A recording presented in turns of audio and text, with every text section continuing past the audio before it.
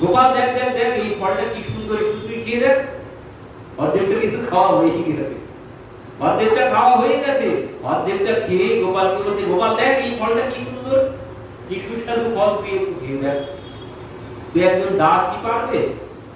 দাস কোনোদিন পারবে না, দাসের দ্বারা কোনোদিন এইভাবে সেবা করা সম্ভব নয়। সখারা যেভাবে সেবা করতে পারে, সখারা ভগবানের কাঁধেও চড়েছে, কিন্তু দাস কি কোনোদিন কাঁধে চড়তে পারে?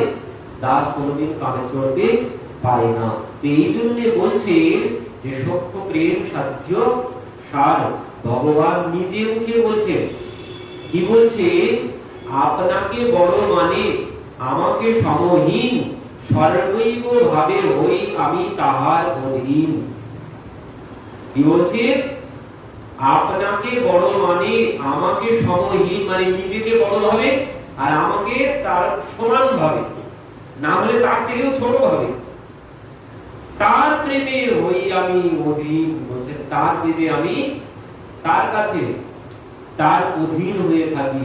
কি বলছে? আমাকে ঈশ্বর মানে আপনাকে হীন, আমাকে ঈশ্বর ভাবে আর নিজেকে ছোট ভাবে, তার প্রেমে বশ আমি না হই অধীন। বলছে তার কাছে অধীন আমি হই না, যে আমাকে ভগবান ভাবে, নিজেকে ছোট ভাবে আর আমাকে বড় ভাবে, আমি তার কাছে অধীন হই না। আমি অধীন হই কার কাছে? বলছে যে আমাকে ছোট ভাবে, নিজেকে বড় ভাবে, আমি তার অধীন হই। এই জন্যে বলছেন সখারা, সখারা ভগবানকে কি ভাবতো? বলছিল তুই কোন বড় লোক, তুই আমি সমান, তোর মধ্যে আর আমার মধ্যে কোনো ভেদ নেই, তুই আর আমি একই, আমাদের মধ্যে কোনো ভেদ নেই। তো সখারা সমানই ভাবতো। এই জন্য ভগবান বলছেন আমি তার প্রেমে অধীন, যে আমাকে সমান ভাবে, আমি তার প্রেমে অধীন হয়ে যাই। সমান আর কি? সমানের থেকেও নিচু, আমাকে ছোট ভাবে, আমি তার অধীন হয়ে যাই। এই জন্য বলেন সখ্য প্রেম সাধ্য সার। কেন সাধ্য সার?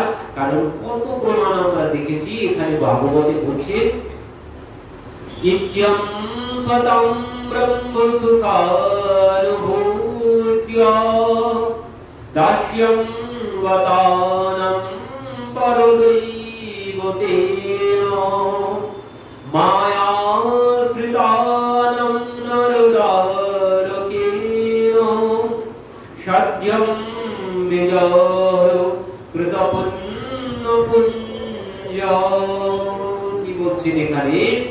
ইত্যং সতং ব্রহ্ম সুখানুভূত্য দাসং গতানং পরদৈবতেন মায়াশ্রিতানাং নরদারকেন সদ্য বিজয় কৃতপুণ্য পুঞ্জ।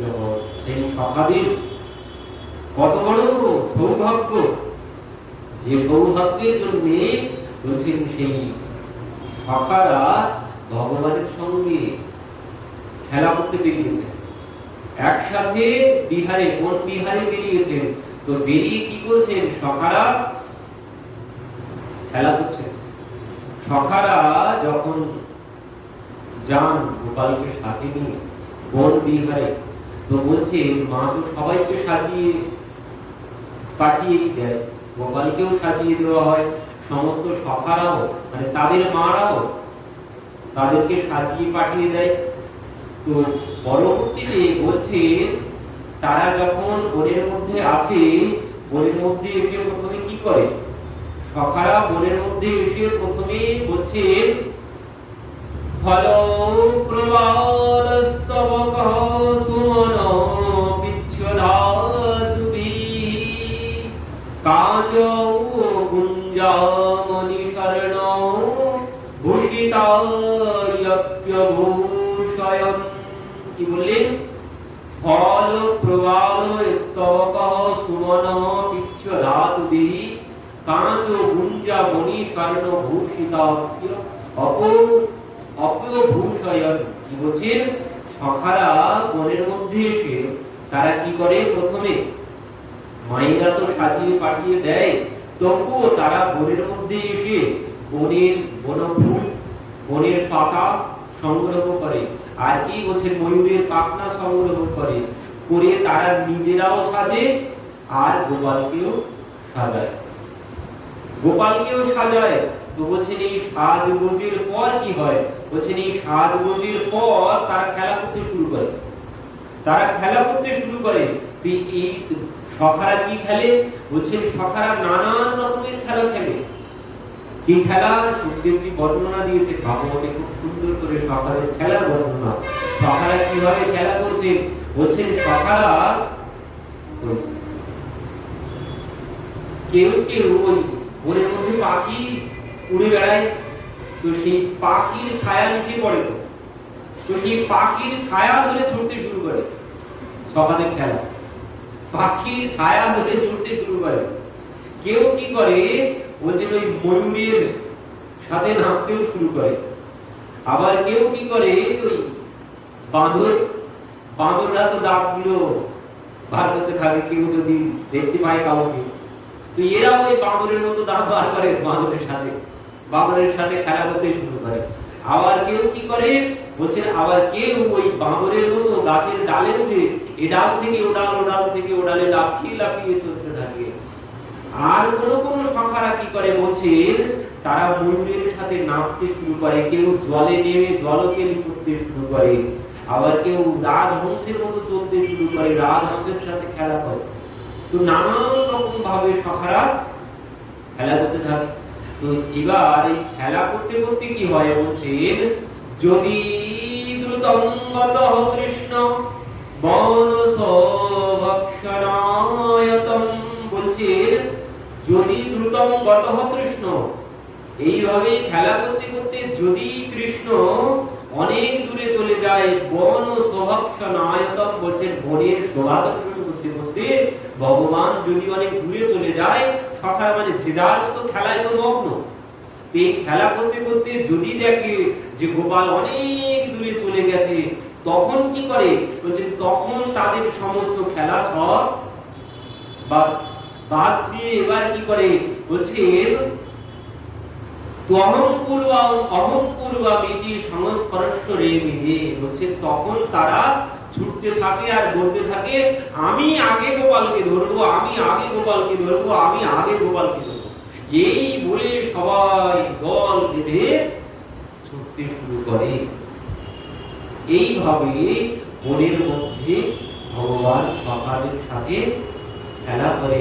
তুই এই খেলা করতে করতে সারা দিন চলে যায়। তুই এই সখাদের সৌভাগ্য, সখাদের সৌভাগ্যের কথা বলছে, যিনি জ্ঞানী সাধু পুরুষদের কাছে ব্রহ্মানন্দের অনুভূতি স্বরূপ নিত্যম সতাম ব্রহ্ম সুখানুভূত্য, যিনি যারা ব্রহ্মানন্দী মানে ব্রহ্মের উপাসক, তাদের কাছে তিনি ব্রহ্মানন্দের অনুভূতি স্বরূপ। আর কি বলছেন, দাসং গতানাং পরদৈবতেন, দাসের কাছে যিনি আরাধ্য দেবতা, যিনি ব্রহ্মজ্ঞানী, তার কাছে তিনি ব্রহ্মানন্দের অনুভূতি স্বরূপ। দাসের কাছে তিনি আরাধ্য দেবতা। মায়াশ্রিতানম নরদারকেন, মায়াশ্রিতানম মানে যারা মায়ার আশ্রিত, যারা ব্রহ্মানন্দের উপাসক তাদের কাছে এক রকমের অনুভব, যারা দাস তাদের কাছে ভগবানের এক রকমের অনুভব। আর যারা মায়াশ্রিতানম নরদারকেন, বলছেন যারা মায়ার দ্বারা আশ্রিত, যারা মায়ার দ্বারা আশ্রিত তারা কি হবে, তারা সেই ভগবানকে সাধারণ মানুষ ভাবে, নরদারকেন মানে নরবালক।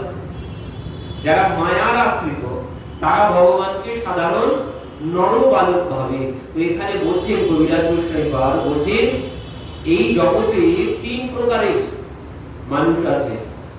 এই জগতে বলছে সাধক বা মানুষ তিন প্রকারের লোক দেখা যায়। বলছেন এখানে কোন কোন, বলছেন ওই জ্ঞানী মানে ব্রহ্মের যারা উপাসক, আর এক প্রকারের হচ্ছে কর্মী, আর এক প্রকারের হচ্ছে ভক্ত। তো যারা ওই জ্ঞানী বা ব্রহ্মের উপাসক তাদের কাছে ভগবান ব্রহ্মানন্দের অনুভূতি স্বরূপ, আর বলছেন যারা ভক্ত তাদের কাছে তো তিনি ভগবান। আর বলছেন এই কর্মী, কর্মী কারা, বলছেন কর্মী হচ্ছে যারা এই মায়ায় আছে তাদেরকে বলেছেন কর্মী। তো এদের কাছে তিনি নরবালক সম। তো সেই ভগবান আজ এইভাবে সখাদের সাথে খেলা করছে, এই সখাদের কত বড় সৌভাগ্য, এই সখাদের কত বড় সৌভাগ্য যে ভগবান তাদের সাথে এইভাবে খেলা করছে। এই জন্যই তো ব্রহ্মা বলেছিলেন অহভাগ্য অহভাগ্যম নন্দ গোপ যোগসম জন্মিত্রম পরমানন্দম। বলছেন যাদের মিত্র স্বয়ং ভগবান, তো সেই সখাদের সৌভাগ্যের সীমা আমি কি বলবো, সখাদের সৌভাগ্যের মহিমা আমি কি বলবো, বলে শেষ করতে পারবো না। এই জন্য ব্রহ্মা বলছেন করজোড়ে ব্রহ্মা খাড়ে শুনো নন্দ কে লাল, দেহ ব্রহ্ম পদ অর্ঘ মোহে করহু ব্রজোগাল। ব্রহ্মা বলছেন প্রভু করজোড়ে, প্রভুর কাছে গিয়ে বলছেন প্রভু এই ব্রহ্মপদ আমার চাই না।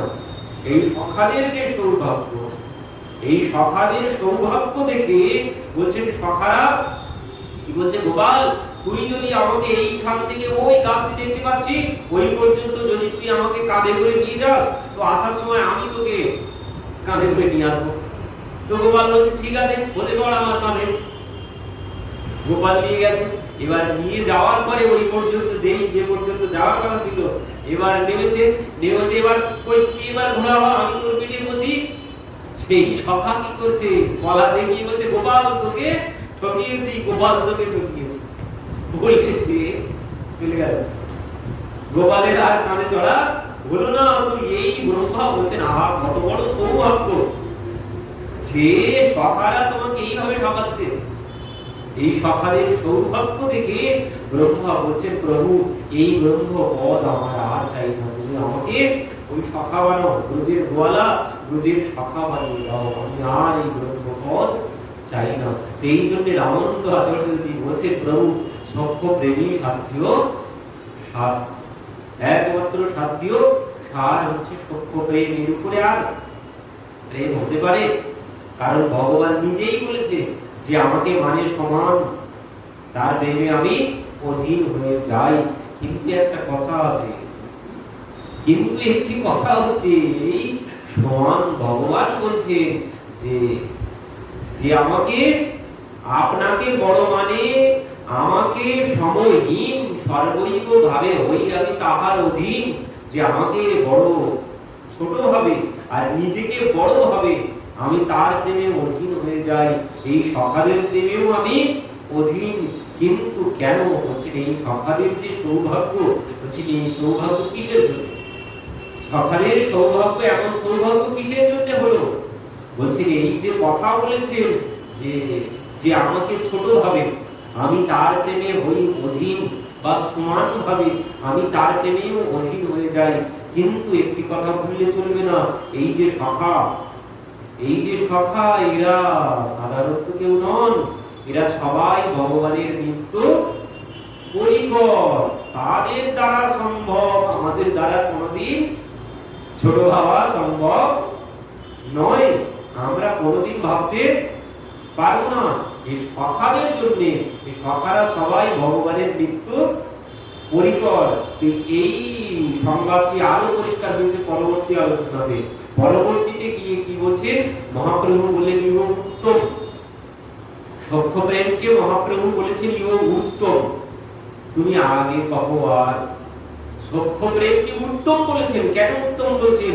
কারণ সখ্য প্রেম, এই তো সখ্য প্রেমের বর্ণনা আমরা পেলাম, তো আরো ভগবান এই সখ্য প্রেমকে বাঁচিয়ে রাখার জন্য কত রকম লীলা করেছেন। দেখুন এই সখ্য প্রেমকে বাঁচিয়ে রাখার জন্য যে সময় সেই গোবর্ধন ধারণ করেছিলেন, গোবর্ধন যখন ধারণ করেছেন সখারা বলছে গোপাল আমরা তো জানতাম না আমাদের মধ্যে শরীরে এত শক্তি, আমরা এত বড় পর্বত উঠিয়ে ফেললাম, আমাদের এত শক্তি।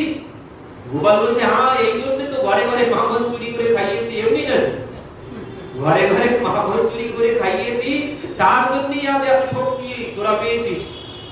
তাই তো গোপাল এখন বুঝতে পারছি এত শক্তি আমাদের কি করে হলো, আমরা এত বড় পর্বত উঠিয়ে ফেললাম। এবার এইভাবে কথাবার্তা বলতে বলতে কি হলো, 6 দিন কেটে গেছে। 6 দিন পর সখারা বলছে গোপাল আমরা তো কাঁধ দিয়ে ধরে আছি, লাঠি ছোটা খুঁটি দিয়ে ধরে আছি। যখন এই কাঁধ ব্যথা হয়, ডান কাঁধ যখন ব্যথা হয়ে যাচ্ছে তখন বাম কাঁধ দিচ্ছি, বাম কাঁধ যখন ব্যথা হয়ে যাচ্ছে তখন ডান কাঁধ দিচ্ছি। কিন্তু আজ তো 5-6 দিন হয়ে গেছে তুই একভাবে দাঁড়িয়ে আছিস এক হাত দিয়ে। তো তুই একটুখানি হাতটা একটু জিরিয়ে নে, একটু রেস্ট নে। আমরা রেস্ট নিচ্ছি, আমরা কাঁধ ব্যথা হয়ে গেলে কাঁধ পরিবর্তন করছি, কিন্তু তুই এক হাত দিয়ে ধরে আছিস। তুই একটুখানি রেস্ট নিয়ে নে, তুই একটু বিশ্রাম নে। তোকে এইভাবে ধরে রাখতে হবে না। তুই এত কষ্ট করছিস কি জন্য করছিস? তুই একটু বিশ্রাম নিয়ে নে। তোরা পারবি তো? পারবো না মানে তুই কি মনে করছিস? তুই কি একা ধরে রেখেছিস নাকি? ওই একটা আঙুল দিয়ে তুই ধরে রেখেছিস? এত বড় পর্বত তুই একটা আঙুল দিয়ে ধরে রেখেছিস? তুই কি ভাবছিস আমরা পারবো না মানে? তুই একটুখানি হাতে নামিয়ে নে, আমরা ঠিক ধরে রাখবো, তুই একটুখানি বিশ্রাম নে। এক হাত দিয়ে আজ 5-6 দিন কেটে গেল। ধরে রাখবি তো? বলছে হ্যাঁ ধরে রাখবো, তোর কোনো চিন্তা করতে হবে না। এইবার বলছে তাহলে কিন্তু আমি হাত নামিয়ে নিচ্ছি। এবার যেই একটুখানি নিচু পড়েছে, ওই লাঠি সোটা দিয়ে খুঁটি দেওয়া ছিল, সব মটমট চটচট করতে করতে চারিদিকে ভাঙতে শুরু। ওরে গোপাল ধর ধর ধর ধর ধর, শিগগির ধর, আর একটু হলেই তো আমাদের কাঁকড়া সব যেত ভেঙে। আমাদের কাঁকড়া তো যেত, গোপাল শিগগির ধর। সঙ্গে সঙ্গে ভগবান দেখেছে। এবার কি হলো? এবার খারাপ হচ্ছে কি রে, তাহলে কি গোপালই ওই এক আঙুল দিয়ে ধরে রেখেছে না? আমরা কি তাহলে কিছু না? সকালে হচ্ছে আমাদের তাই মনে হচ্ছে আমরা কিছু না, সব গোপালই ধরে রেখেছে। এই কই দেখি তো, তুই তোর কাঁকড়া সরিয়ে নে তো। এবার এই তুই তোর কাঁকড়া সরিয়ে নে তো। এই বলতে বলতে সবাই কাঁকড়া সরিয়ে নিয়ে সবাই বসে পড়েছে। ও খুঁটি সব তো ভেঙেই গেছে। এরা সবাই হাত দিয়ে কাঁধ দিয়ে ধরে রেখেছিল, তারা সবাই বসে পড়েছে। এবার দেখছেন ওই করিষ্ঠা করে দিয়ে আছে, চোখগুলো বড় বড় করে গোপালের দিকে তাকিয়ে আছে। আর কোনো কথা নেই, আর কারোর মুখে কোনো ভাষা নেই। সব মুখে হাত দিয়ে চোখগুলো বড় বড় করে গোপালের ওই আঙুলের দিকে তাকিয়ে আছে। আর কেউ কোনো কথা বলছেন না। ওই আঙুলের দিকে সবাই তাকিয়ে বলছে হায় হায় হায়, তাহলে গোপালই এক আঙুল দিয়ে এই পর্বত আমরা ভাবছিলাম আমরা ধরে রেখেছি। এবার সখারা বলছে ওরে জানিস না, সেই 5-6 মাস বয়সে ঘটনা বধ করেছিল। এই সাধারণ কেউ না। আজ বিশ্বাস হয়ে গেল গোপালই ভগবান, না হলে 6 মাস 6 দিন বয়সে ঘটনাকে বধ করতে পারে। আর আজ এক আঙুল দিয়ে পর্বত ধরে রেখেছে। ওরে গোপাল ভগবান। এবার সবাই বলছে হ্যাঁ তাহলে গোপাল ভগবান, তাহলে গোপাল ভগবান। এবার বলছে এই তাই যদি হয়, গোপাল যদি ভগবান হয়, আমরা তো গোপালের কাঁধে চড়েছি, গোপালকে এলো ফল খেতে দিয়েছি, তাহলে তো আমাদের কত অপরাধ হয়েছে। বলছে হ্যাঁ তাই তো হয়েছে। গোপাল যদি ভগবান হয় তো গোপাল তো ভগবানই, তো আমরা তাকে এলো ফল খেতে দিয়েছি, আমরা তার কাঁধে চড়েছি, তাহলে তো আমাদের অপরাধ হয়েছে। তাহলে এখন কি হবে? বলছেন এখন তাড়াতাড়ি চল, তাহলে আমরা ক্ষমা চেয়ে নিই। এবার সবাই এসে গোপালের চরণে পড়েছে। গোপাল তুই ক্ষমা করে দে। হা হা, তুই না তুই না, আপনি আপনি আপনি ক্ষমা করে দিন। আপনি যে ভগবান, আমাদের তো জানা ছিল না, আমরা জানলে এইভাবে ব্যবহার করতাম না। গোপাল আপনি যে ভগবান আমরা তো জানতাম না, আজ জানলাম আপনি ভগবান। ভগবান বলছেন হায় হায়, এইবার যদি আমাকে এরা এইভাবে ভগবান ভেবে নেয়, তাহলে কেউ তো আমার সাথে আর খেলা করবে না, কেউ আর আমার সাথে খেলা করবে না। এই সবাই আমাকে দূরে সরিয়ে দিচ্ছে, সবাই আমাকে দূরে সরিয়ে দিচ্ছে। তাহলে কি হবে? কেউ তো আমাকে আর কাঁধেও, কেউ আমার কাঁধেও চড়বে না, কেউ আমার একটু ফলও কেউ আর খেতে দেবে না, সবাই আমার থেকে দূরে চলে যাবে। ওই যে ভগবান, ভগবান ভাবলে দূরত্ব চলে আসবে। তো এই জন্য বলছে কি করে যাক, এখন কি হবে? তখন সঙ্গে সঙ্গে ভগবান কি বলছেন, ওরে তোরা কি বলছিস, তোরা জানিস না আমার যখন ছোটবেলায় আমাদের বাড়িতে একটা বড় জ্যোতিষী এসেছিল, সেই জ্যোতিষী আমাকে একটা মন্ত্র শিখিয়েছিল। কি মন্ত্র? যে সেই জ্যোতিষী আমাকে একটা মন্ত্র শিখিয়ে দিয়েছিল, যে সেই মন্ত্র আমি যার দিকে, যার সম্মুখে দাঁড়িয়ে সেই মন্ত্র পাঠ করব, তার সমস্ত শক্তি আমার মধ্যে চলে আসবে। তুই এখানে দাঁড়িয়ে আমি সেই মন্ত্র পাঠ করেছি, আর তোদের সমস্ত শক্তি সব আমার মধ্যে চলে এসেছে। মধুমা বলেছে ও এই জন্য গোপাল তুই তো মাখন চুরি করতিস, এখন তুই শক্তিও চুরি করতে শুরু করেছিস, এই জন্য আজ কয়েকদিন ধরে আমার শরীরটা দুর্বল দুর্বল লাগছে। এই জন্য শ্রীরাম সুদাম সবাই বলছে ও তাই জন্য শরীরটা কেন বলে এত দুর্বল দুর্বল লাগে।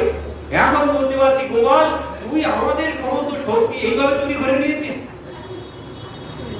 এইভাবে ভগবান লীলা করতেন, কারণ সখ্য প্রেম যাতে নষ্ট না হয়ে যায়, সখ্য প্রেমকে বাঁচিয়ে রাখার জন্য ভগবান এত লীলা করেছেন। সকালে বলো দেখ কি বলছি গোপাল ভগবান, গোপাল আমাদের মতো আমাদের শক্তি চুরি করে ও পর্বত ধরে রেখেছে, ও কোনো ভগবান টগবান কোনো কিছু না। সবার মধ্যে বিশ্বাস হয়ে গেল, এবার সবাই কি ওই কথাই বলছে এই গোপাল কোনো ভগবান টগবান না, ভালো করে শুনে রাখ, গোপাল কোনো ভগবান না, গোপাল আমাদের শক্তি চুরি করে গোপাল এই গোবর্ধনকে ধরে রেখেছে আর ৬-৭ দিন। এইভাবে ভগবান সখ্য প্রেম বাঁচানোর জন্য এত রকমের লীলা করেছেন। এই জন্য রামানন্দ আচার্যজি বলছেন যে সখ্য প্রেমী সাধ্য সার। তো মহাপ্রভু বললেন ইহ উত্তম, এবার বলেছেন ইহ উত্তম তুমি আগে কহ। আর এবার বলছেন কি রায় কহে বাৎসল্য প্রেম সাধ্য সার। এবার বাৎসল্য প্রেম মানে মায়ের মাতা পিতার সেবার কথা বলেছেন, কারণ মানে দাসের সেবাও সম্পূর্ণ সেবা হতে পারে না, সে সম্পূর্ণ সুখ দিতে পারে না, সখারাও সম্পূর্ণ রূপে সুখ দিতে পারে না। যে সুখ মাতা পিতা দিতে পারে, যে সুখ মাতা পিতা দিতে পারে, যে সেবা মাতা পিতা দিতে পারে, সেই সেবা কোনদিন সখারাও দিতে পারে না। এই জন্য মহাপ্রভু বলেন ইহ উত্তম সখ্য প্রেমকে বলেছেন। তো তুমি আগে বলো এর উপরে কি আছে। এই জন্য রামানন্দ আচার্যজি বলছেন এবার বাৎসল্য প্রেম সর্বসাধ্য সার, মানে মাতা পিতার প্রেমটাই, মাতা পিতার সেবাটাই সর্বসাধ্য সার। কেন বলছেন মা বাবা যেভাবে সেবা করতে পারে সেইভাবে কি কোনোদিন আর কেউ করতে পারে? সখাও পারবে না, বাবাও পারবে না। এই জন্য বলছেন মায়ের বাৎসল্য প্রেমের মাহাত্ম্যের কথা কি বলছেন, নন্দ কিম করদ রম্যন শ্রেয় এবং মহাদয়ম যশোদা চ মহাভাগা প্রপৌজস্ব স্তনম হরি। কি বলছেন, নন্দঃ কিম করদ ব্রহ্মণ শ্রেয় এবং মহাদয়ম যশোদা চ মহাভাগা প্রাপৌজস্ব স্তনম হরি। মানে বাৎসল্য প্রেমের সপক্ষে যুক্তি দেখাচ্ছেন। বাৎসল্য প্রেম কি জন্য সাধ্যসার? বলেন বাৎসল্য প্রেম এই জন্য সাধ্যসার কারণ নন্দঃ কিম করদঃ ব্রহ্মণ, বলছে নন্দ মহারাজ কি এমন পূর্ণ করেছেন, নন্দ মহারাজ কি এমন পূর্ণ করেছেন, মা যশোদা কি এমন পূর্ণ করেছেন, যার জন্য প্রাপৌজস্ব স্তনম হরি, যে স্বয়ং ভগবান কি করছেন, তাদের স্তন দুগ্ধ মায়ের স্তনামৃত পান করছেন। নন্দ বাবার পাদুকা মাথায় করে নিয়ে যাচ্ছে, গোপাল আমার পাদুকা জোড়া নিয়ে এলো, তো ভগবান কি করেছেন, সেই পাদুকা মাথায় করে নিয়ে ছুটতে ছুটতে আসছে। এই জন্য বলছেন পরীক্ষিত মহারাজ বলছেন সুখদেবজিকে যে কি এমন পুণ্য করেছে, যে পুণ্যের ফলে আজ এইভাবে ভগবানের সেবা করছেন, ভগবানও পিতা মাতার সেবা করছেন। তো কি এমন পূর্ণ করলেন মা যশোদা আর নন্দ মহারাজ? তো এর উত্তরে সুখদেবজি কি বলেছিলেন, এর উত্তরে সুখদেবজি কি বললেন, বলছেন মহারাজ রাজন এনারা তো যে কেউ নন, এই নন্দ মহারাজ আর মা যশোদা এনারা তো যে কেউ নন। এনারা কে? বলছেন এনারা সেই অষ্ট বসুর মধ্যে একজন বসু। অষ্ট বসুর মধ্যে একজন বসু হচ্ছেন এই দ্রোণ বসু আর তার পত্নী ধরা দেবী। তো তারাই নন্দ মহারাজ আর মা যশোদা হয়ে এসেছেন। আমরা একটুখানি জানি, সুখদেবজিও একটুখানি বলে বেরিয়ে গেছেন এখান থেকে, আসল কথা ভুলে বলেন। এইবার বলছেন পরবর্তীতে কি বলছেন দেখুন, এখানে রামানন্দ আচার্যজি বলছেন এখানে একটা রহস্য বেরিয়ে গেছে। কি রহস্য বলছেন পরবর্তী শ্লোকে, নেমিরে বিঞ্চিনো ভব নো শ্রীপঙ্গ সংশ্রয়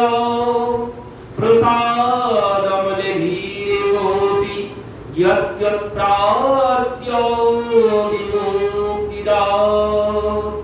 কি বলছেন? নিয়মং বৃঞ্চি নো ভব নো শ্রী পাঙ্গ সংশ্রয়ঃ প্রসাদম লেভিরে গোপী ইয়ৎ প্রাপ্য বিমুক্তিদাতা। কি বললেন? নেমিরে বৃঞ্চি, বৃঞ্চি মানে ব্রহ্মা, নেমং বৃঞ্চি নো ভব নো শ্রী পাঙ্গ সংশ্রয়ঃ।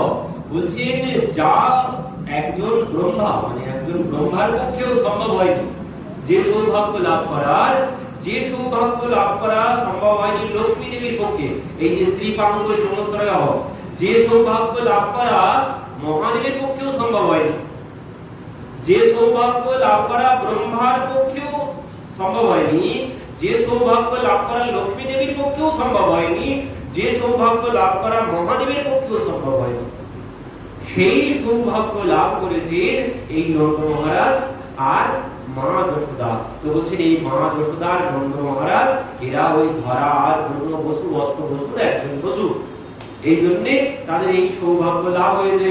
তো এইবার এখানে বলছে নিয়মং বৃঞ্চি নো ভব, বলছেন যে ব্রহ্মা যে সৌভাগ্য লাভ করতে পারেনি। তো এখানে কি বলছেন? সুখদেবজি পরীক্ষিত মহারাজকে বলছেন যে ব্রহ্মার বরে ধরা দ্রোণ তারা এই নন্দ মহারাজ আর মা যশোদা হয়েছে। ব্রহ্মার বরে, ব্রহ্মার বরে অষ্টবসু সে নন্দ মহারাজ হয়ে এসেছেন। এবার এখানে পরবর্তী শ্লোকে কি বলছে? বলছে যে সৌভাগ্য ব্রহ্মা লাভ করতে পারেনি। কি বলেছেন এখানে? ব্রহ্মার আশীর্বাদে অষ্টবসুর এক বসু সে এসে নন্দ মহারাজ মা যশোদা হয়েছে ব্রহ্মার আশীর্বাদে। এবার এখানে কি বলছেন? বলছেন যে সৌভাগ্য ব্রহ্মা লাভ করতে পারেনি সেই সৌভাগ্য এই অষ্টবসু লাভ করেছে ব্রহ্মার আশীর্বাদে। এ কোনদিন সম্ভব? বিশ্বাস করা যায়? আমার পকেটে নেই 10টা টাকা, আমি 100 টাকা দান করে বসে থাকলাম, এ কোনদিন সম্ভব হতে পারে? বলছেন যে সৌভাগ্য ব্রহ্মা পায়নি, মহাদেব পায়নি, লক্ষ্মী দেবী পায়নি, সেই সৌভাগ্য অষ্টবসু পেয়ে গেছে। অষ্টবসুর এক বসু ব্রহ্মার আশীর্বাদ। কি করে সম্ভব? কি করে সম্ভব হয় এই কথা? বলছেন না, এই কথার আসল কথাটি হচ্ছে এই অষ্টবসু এনারা নন্দ মহারাজ আর মা যশোদা নয়। এই ধরাধরণ যে পরীক্ষিত মহারাজ ভুলে বেরিয়ে গেছে। মানে কি হয়েছিল সেই সময়? মানে বক্তার আগ্রহ যেমন হবে শ্রোতা ঠিক যেমন আলোচনা করবে। তো সুখদেবজি পরীক্ষিত মহারাজের মধ্যে আগ্রহ পাননি, ঠিক প্রশ্ন হয়তো করেছেন কিন্তু কৌতূহল দেখতে পাননি, চোখে মুখে কৌতূহল দেখতে পাননি। এই কৌতূহল দেখতে পাননি বলে ভিতরে আর যান। এটাই হয়, শ্রোতার যদি কৌতূহল থাকে বক্তা ভিতরে আলোচনা করতে চলে যায়, একদম গভীরে চলে যায়। কিন্তু দেখে যদি শ্রোতার কোনো আগ্রহ নেই, শ্রোতা সব শ্রোতা শ্রোতা সব, তাহলে তো বক্তার মতো বকবক করে বেরিয়ে যাবে। তো এই জন্য বলছেন সুখদেবজি পরীক্ষিত মহারাজ প্রশ্ন করলেও মানে বিস্মিত হয়েছে এই সৌভাগ্য দর্শন করে। হলে কি হবে? আগ্রহ সুখদেবজি অতটা দেখতে পাননি। তো সেই জন্য তিনি উপর দিয়ে বলে চলে গেছেন, বলছেন ব্রহ্মার আশীর্বাদে এই অষ্টবসুর এক বসু এই সৌভাগ্য লাভ করেছে। কিন্তু বলছেন না, পরবর্তী শ্লোকে পরে অন্য জায়গায় বলেছেন, এখানে বলেননি। বলে দিলেন যে এই নন্দ মহারাজ আর মা যশোদা এই ধরাধরণ এনারা নন, ধরাধরণ এনারা নন্দ মহারাজ মা যশোদা নন। বলছেন এই মা যশোদা আর নন্দ মহারাজ এরা হচ্ছে নিত্য পরিকর, এরা আদি। এরা নন্দ মহারাজ, এই নন্দ মহারাজ মা যশোদা বলছেন ধরাধরণ তারা নন্দ মহারাজ মা যশোদা হয়নি। তাহলে কি হলো? বলছেন ওই নন্দ মহারাজই নন্দ মহারাজ, মা যশোদাই মা যশোদা। ওই পদ কেউ নিতে পারবে না। এ নিত্য পরিকর, যেমন সখারা নিত্য পরিকর, এ মা যশোদা নন্দ মহারাজ তারা নিত্য পরিকর। এদের জায়গা কেউ নিতে পারবে না, এদের জায়গা কারো নেওয়ার সাধ্য নেই। তো বললেন তারা যে বর চেয়েছিল ব্রহ্মার কাছে, তো ব্রহ্মা বললেন যে তোমাদেরকে আমি ভক্তি প্রদান করছি, তোমাদেরকে আমি ভক্তি প্রদান করছি, সেই ভক্তিতে তোমরা ভগবানকে পুত্র রূপে পেলেও পেতে পারো। এই কথা বলে গেছেন। কারণ কি বলেন? আমি পাইনি, আমি কি করে বলবো? বলবো, তিনি বলতে পারেন না। তো বলছেন এই যে ধরারুগ্ন বসু তারা কি হয়েছিল, বলছেন তারা এই প্রেম পেতে চেয়েছিল ব্রহ্মার কাছে, তো সেই জন্য তারা কি হলো, এই ধরা আর গণ্য বসু তারাই নন্দ মহারাজ আর মা যশোদার মধ্যে এসে প্রবেশ করলো। এই হচ্ছে আসল রহস্য। ধরা গণ্য বসু তারা কিন্তু নন্দ মহারাজ মা যশোদা নয়, একদম ভুল করলে চলবে না। মা যশোদা আর নন্দ মহারাজ তারা নিত্য পরিকর, তাদের জায়গা কেউ নিতে পারবে না বলে এনারা দুইজন এই সুখ পেতে চেয়েছিল, তাই ওই সুখ পাওয়ার জন্য তারা দুইজন এনাদের মধ্যে প্রবেশ করেছিল। এটাই হচ্ছে সিদ্ধান্ত। মহাপ্রভুকে রামানন্দ আচার্যজি এই সিদ্ধান্ত দেখালেন, বললেন। কারণ কোনদিন হতে পারে না, কারণ সুখদেবজি বলেইছেন এখানে যে সুখ ব্রহ্মা পাননি, যে সুখ মহাদেব পায়নি, যে সুখ লক্ষ্মী দেবী পায়নি, তো সেই ব্রহ্মার পরে কোনদিন কেউ নন্দ মহারাজ মা যশোদা হতে পারে? আমি পাচ্ছি না, আমি আশীর্বাদ দিয়ে দিলাম আরেকজনকে, তুমি পেয়ে যাবে, কে কোনদিন হয়? বলেন এই কোনদিন সম্ভব নয়। তো ব্রহ্মা তাহলে কি বর দিয়েছিল? ব্রহ্মা বললেন তাদেরকে তিনি ভক্তির বর দিয়েছিলেন, প্রেম ভক্তির বর দিয়েছিল, তাই তারা মা যশোদা আর নন্দ মহারাজের মধ্যে এসে লীন হয়ে গিয়েছিল। তো এর পরবর্তীতে যে এই যে সুখ তারা পেল, এই যে সৌভাগ্য লাভ করলো, বলে কেন? বলছেন তারা হচ্ছে নিত্য পরিকর, এই মা যশোদা নন্দ মহারাজ তারা নিত্য পরিকর। এখানে দামবন্ধন লীলার আলোচনা করেছে, এখানে রামানন্দ আচার্যজি ওই দামবন্ধন লীলার আলোচনা করেছেন। ওই যে এটিতে দামবন্ধন লীলারই শ্লোক, নন্দ কিম করদলঙ্ঘন, এটি দামবন্ধন লীলার শ্লোক। তো এই জন্য বলছেন ভগবান যে কথা বলেছেন অহং ভক্ত পরাধীন, তো সেই ভক্তের কাছে যে তিনি পরাধীন তার সম্পূর্ণরূপে এইখানেই এই কথা প্রমাণিত হলো যে ভগবান ভক্তের কাছে পরাধীন, মায়ের হাতে বন্ধন স্বীকার